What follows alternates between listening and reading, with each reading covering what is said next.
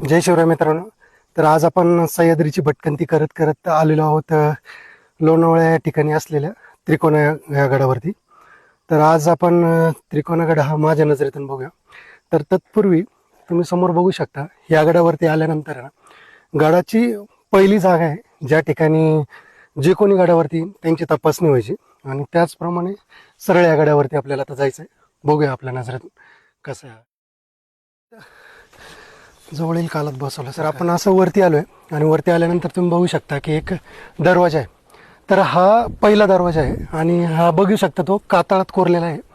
आणि कातळात कोरलेला आहे त्यानंतर जर मध्ये गेलं तर जे काही मावळे वगैरे व्हायचे, जे काही पहारेकरी, तर त्यांना बसण्यासाठी ड्युटी आहे. तर आपण आत्ता बघूया त्या दरवाजा कसा आहे. आणि हा दरवाजा जो आहे तो सह्याद्री प्रतिष्ठान आहे जे आहे त्यांनी बसवला. दरवाजाची कंडिशन एकदम चांगली आहे आणि हे बघू शकता तुम्ही.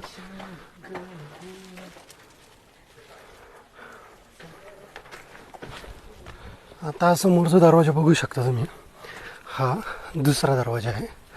आत्ता ह्याच दरवाज्यावरती हे पायऱ्यांचं काम केलेलं आहे त्यांनी आणि चालू आहे.